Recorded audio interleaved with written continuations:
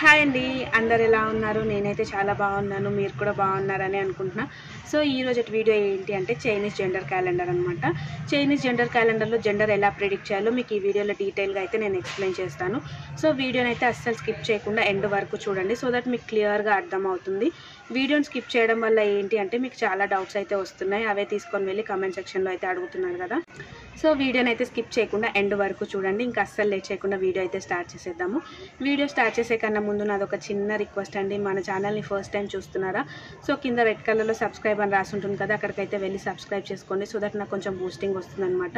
వీడియోకి ఇంకా లైక్ చేయలేదా? ఒక లైక్ కూడా ఇచ్చేసేయండి. మరి మీరు చేసే లైక్ వల్ల మీలాంటి ఎంతోమంది ప్రెగ్నెంట్ ఉమెన్స్కి అయితే ఈ వీడియో షేర్ అవుతుంది. సో ఇంకా అస్సలు లేట్ చేయకుండా ఎలా చేసుకోవాలి ఏంటి అనేది చెప్పేస్తాను. ఫస్ట్ వచ్చేసి మనకు జెండర్ ప్రిడిక్ట్ చేసుకోవాలి అంటే 2 థింగ్స్ అయితే మెయిన్గా కావాలి అనమాట. అవేంటి అంటే మన డేట్ ఆఫ్ బర్త్ అయితే ఖచ్చితంగా కావాలి. అండ్ నెక్స్ట్ వచ్చేసి ఎల్ఎంపి డేట్ ఒకటి కావాలన్నమాట. ఈ రెండింటితోటి మనము చైనీస్ జెండర్ క్యాలెండర్లో జెండర్ అనేది ప్రిడిక్ట్ చేసుకోవచ్చు. సో నేను ఎందుకు ఇన్ని రోజులు డిలే చేశాను అంటే నాకు వచ్చేసి ఎల్ఎంపి డేట్ అనేది కరెక్ట్గా లేదు. మీకు ఆల్రెడీ తెలుసు కదా. నాకు కన్ఫ్యూజన్ ఉండే అనమాట. నేను ఎలా చేసుకోవాలి, నాకు వస్తుందా రాదా, చేసుకుంటే కరెక్ట్ అనేసి నేను ఇన్ని రోజులు డిలే చేశాను అనమాట. మళ్ళీ నేనే రియలైజ్ అయ్యాను ఏంటి అంటే LMP date, date of birth ఇవి రెండు పక్కలు ఉంటే మనకు కన్ఫ్యూజన్ అనేది ఉంటుంది. సో నాకు వచ్చేసి 6 months డిఫరెన్స్ ఉందన్నమాట. డిసెంబర్లో వచ్చేసి నా బర్త్డే, ఎల్ఎంపి డేట్ వచ్చేసి 6th month అనమాట. సో ఇంత వేరియేషన్ ఉంది కాబట్టి ఏం కాదు, చేసుకోవచ్చు, పర్లేదు అనిపించింది అనమాట. సో మీరు ఆల్రెడీ చూసుంటారు కదా, ఓల్డ్ వైఫ్ టేల్స్లో నేను ఆల్రెడీ చెప్పాను బేబీ బాయ్ వచ్చింది నాకు చైనీస్ జెండర్ క్యాలెండర్లో అనేది. బేబీ బాయ్ వచ్చింది చైనీస్ జెండర్ క్యాలెండర్లో ప్రిడిక్ట్ చేసుకుంటే అని చెప్పాను కదా. సో అది ఎలా వచ్చింది ఏంటి ఈ వీడియోలో అయితే నేను క్లియర్గా చూపిస్తాను. అండ్ నెక్స్ట్ వచ్చేసి అది ఎంతవరకు కరెక్ట్ రాంగ్ అనేది టెస్ట్ చేసుకోవడానికి నా ఫస్ట్ బేబీది కూడా నేను టెస్ట్ చేశాను అనమాట. సో అది కరెక్ట్గా వస్తే దీన్ని నమ్ముదాము, లేదు అంటే లైట్ తీసుకుందాము అనేసి అట్లా అయితే టెస్ట్ చేసుకొని చూశాను. సో నాకు కరెక్ట్ వచ్చిందా రాంగ్ వచ్చిందా మీరే చూడండి. సో డీటెయిల్గా అయితే మీకు రాస్తూ ఎక్స్ప్లెయిన్ చేస్తానమాట. డైరెక్ట్గా ఎక్స్ప్లెయిన్ చేస్తే ఏంటి అంటే మీకు కన్ఫ్యూజన్ అనేది ఉంటుంది. అండ్ మీరు చేసుకోవాలి అనుకున్నా కూడా, మీరు చేసుకోవాలనుకుంటే మీకు చాలా డౌట్స్ అయితే వస్తాయి. అదే నేను క్లియర్గా రాస్తూ ఎక్స్ప్లెయిన్ చేశాను అనుకోండి. సో దట్ మీరు చేసుకోవాలి అనుకున్నప్పుడు ఎలాంటి కన్ఫ్యూజన్ లేకుండా, ఎలాంటి డౌట్స్ లేకుండా క్లియర్గా చేసుకోగలుగుతారు. మీరు కూడా మీ జెండర్ అనేది ప్రిడిక్ట్ చేయగలుగుతారు అనమాట. సో ఇంకా లేట్ చేయకుండా జెండర్ అనేది ప్రిడిక్ట్ చేసేద్దాం పదండి. అండ్ నెక్స్ట్ వచ్చేసి ఇది కూడా 100% నమ్మడానికి అయితే లేదండి. ఒకరికి కరెక్ట్ వచ్చింది అనేసి అందరికీ కరెక్ట్ రావాలని లేదు. సో ఒక్కొక్కరికి ఒక్కొక్కలాగా ఉంటుంది. జస్ట్ ప్రెగ్నెన్సీలో అవుట్ ఆఫ్ క్యూరియాసిటీకి ఇలాంటివి చేసుకోవడమే తప్ప సీరియస్గా అయితే ఎవరు తీసుకోకండి. మీకు కరెక్ట్ వచ్చింది మాకు కరెక్టే వస్తుంది కదా, సో మీకు తప్పు వచ్చింది మాకు తప్పు వస్తుంది కదా అని అస్సలు అనుకోకండి. జస్ట్ ఊరికే టెస్ట్ చేసుకోండి. అది నిజమైతే నిజం అవుతుంది, లేదు అంటే లేదు. సో సీరియస్గా అయితే కన్సిడర్ చేయకండి. జస్ట్ జోవియల్గా అయితే చెక్ చేసుకోండి. పదండి ఎలా చేసుకోవాలో చూపించేస్తాను. సో ఇక్కడ వచ్చేసి మనకు చైనీస్ జెండర్ క్యాలెండర్లో జెండర్ ప్రిడిక్ట్ చేయాలంటే 2 థింగ్స్ కావాలి అని చెప్పాను కదా. ఫస్ట్ వన్ వచ్చేసి డేట్ ఆఫ్ బర్త్ అనమాట. అండ్ నెక్స్ట్ వచ్చేసి డేట్ ఆఫ్ ఎల్ఎంపి. నా డేట్ ఆఫ్ బర్త్ వచ్చేసి 29/12/1997 అండ్ కన్సీవ్ అయిన మంత్ వచ్చేసి 6/20/23 అనమాట. అండ్ డేట్ వచ్చేసి ఇది కరెక్ట్ కాదు, కాకపోతే మేడం అన్నారు 10th నుంచి క్యాల్కులేట్ చేసుకోమని చెప్పారనమాట. ఇప్పుడు మనవి ఇవి 2 డేట్స్ అయితే వచ్చాయి కదా. ఇప్పుడు మన ఏజ్ ఎంత అనేసి మనం క్యాల్కులేట్ చేద్దాము. సో ఇలా క్యాల్కులేట్ చేసుకుంటే మీకు క్లియర్గా అర్థమైపోతుంది అనమాట. 2023లో నుంచి 1997 తీసేస్తే 26 years. కానీ నాకు 26 years నేనైతే కన్సిడర్ చేస్తలేనమాట. ఎందుకు అంటే నేను కన్సీవ్ అయింది వచ్చేసి 6th month, కాకపోతే నా బర్త్డే వచ్చేసి 12th month అనమాట. అంటే మీకు అర్థమైందని అనుకుంటున్నాను. నా బర్త్డే ఇంకా అవ్వలేదు నేను కన్సీవ్ అయినప్పటికీ. నా బర్త్డే ఇంకా అవ్వలేదు కాబట్టి నేను 26 years అయితే తీసుకుంటలేను. 25 years అయితే నేను కన్సిడర్ చేస్తున్నాను అనమాట.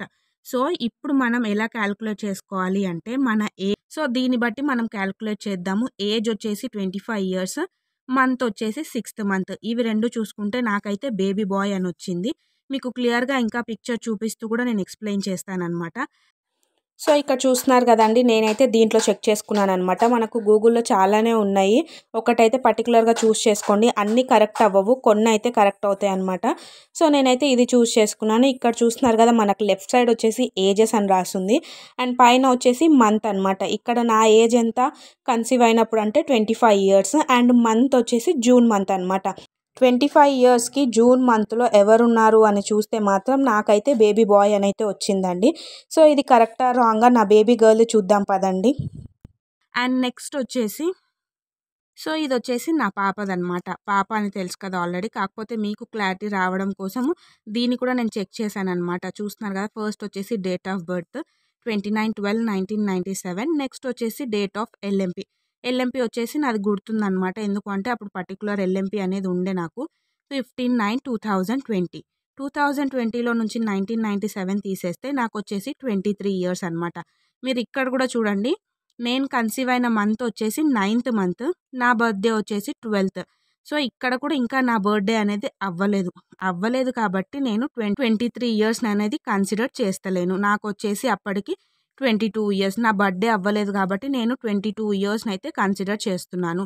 ఇప్పుడు వచ్చేసి 22 ఇయర్స్ ప్లస్ 9th మంత్, ఇవి రెండింటితోటి మనం క్యాలిక్యులేట్ చేసుకుంటే నాకు బేబీ గర్ల్ వచ్చింది. అది ఎలా వచ్చింది కూడా ఇప్పుడు మీకు చార్ట్లో చూపిస్తాను పదండి. ఇప్పుడు వచ్చేసి నా బేబీ గర్ల్ అయితే చెక్ చేద్దాం అనమాట. నా బేబీ గర్ల్ అప్పుడైతే నా ఏజ్ వచ్చేసి 22 ఇయర్స్ అనమాట. 22 ఇయర్స్ సెప్టెంబర్ అనమాట నేను కన్సీవ్ అయిన మంత్. సో 22 ఇయర్స్కి సెప్టెంబర్ మంత్కి ఏది వస్తుందో చూద్దాం పదండి. చూస్తే నాకైతే బేబీ గర్ల్ అని వచ్చిందనమాట. సో ఇదైతే నాకు కరెక్ట్గా వచ్చిందనమాట. సో బేబీ గర్ల్ది కరెక్ట్గా వచ్చింది కదా, ఇప్పుడు నాకు బేబీ బాయ్ పుడతాడు అనేసి రూల్ అయితే ఏం లేదు.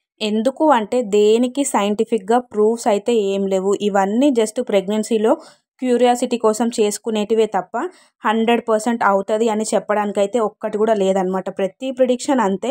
సో నేను ప్రతి వీడియోలో ఇదే చెప్తున్నాను అనమాట. ఎందుకు అంటే సీరియస్గా అసలు తీసుకోకండి, జస్ట్ జోవియల్గా చెక్ చేసుకోండి. ఇప్పుడు నేను ఈ క్యాలెండర్ చేయడానికి కూడా రీజన్ ఏంటి అంటే నాకు కామెంట్ సెక్షన్లో కామెంట్ చేస్తున్నారనమాట. అక్క చైనీస్ జెండర్ క్యాలెండర్ గురించి చెప్పండి, ఎలా చెక్ చేసుకోవాలి చెప్పండి అనేసి అడుగుతున్నారు. సో వాళ్ళకు కొంచెమన్నా యూజ్ అవుతుంది కదా అని చెప్పేసి ఈ వీడియో అయితే చేస్తున్నాను అనమాట. నాకేం అంత క్యూరియాసిటీ లేదు. ఎందుకు అంటే ఇంకొక 20 డేస్లో నా డెలివరీ అయిపోతుంది అనమాట. నాకు ఎలా ఉంది అంటే నా బేబీ హెల్తీగా సేఫ్గా నా హ్యాండ్స్లో వచ్చి పడితే చాలు అన్నట్టు ఉందన్నమాట. సో మీకు కూడా నేను ఇదే సజెస్ట్ చేస్తానన్నమాట. మీ బేబీ హెల్తీగా బయటికి రావాలి అనేసి అయితే కోరుకోండి. ఎందుకు అంటే ఎవరు పుట్టినా మనం యాక్సెప్ట్ చేస్తామండి. ఎందుకు అంటే వాళ్ళు మన పిల్లలు కదా. సో అస్సలు టెన్షన్ అయితే ఏం తీసుకోకండి. ఇంతేనండి, సింపుల్గా అయితే మీరు కూడా క్యాలిక్యులేట్ చేసుకోవచ్చు అనమాట. ఇన్ కేస్ ఇంకేమైనా డౌట్స్ ఉంటే కామెంట్ సెక్షన్లో కామెంట్ చేయండి, సో దట్ నేను క్లియర్ చేస్తానన్నమాట. సో చూసారు కదండి ఎంత సింపుల్లో. ఇంత సింపుల్గా మనము చైనీస్ జెండర్ క్యాలెండర్లో అయితే జెండర్ ప్రిడిక్ట్ చేయొచ్చు అనమాట. మ్యాక్సిమం నాకైతే కరెక్ట్ అయింది అనేసి అనుకుంటున్నాను బేబీ గర్ల్ అప్పుడు. సో ఇప్పుడు కరెక్ట్ అయిందో లేదో నాకు డెలివరీ అయితేనే తెలుస్తుందండి. అప్పటి వరకు అయితే నేనేం చెప్పలేను అనమాట. ఇప్పుడు ప్రస్తుతానికైతే బేబీ బాయ్ అని వచ్చింది. చూద్దాము డెలివరీ అయిన తర్వాత ఎవరు పుడతారు ఎవరు పుట్టరు అనేసి. ఎవ్వరూ సీరియస్గా అయితే తీసుకోకండి, జస్ట్ జోవియల్గా చెక్ చేసుకోండి. అవుట్ ఆఫ్ క్యూరియాసిటీకి ప్రెగ్నెన్సీలో ఇలాంటి చేయడమే తప్ప ఇంకా అస్సలు సీరియస్గా అయితే ఏది కన్సిడర్ చేయకండి.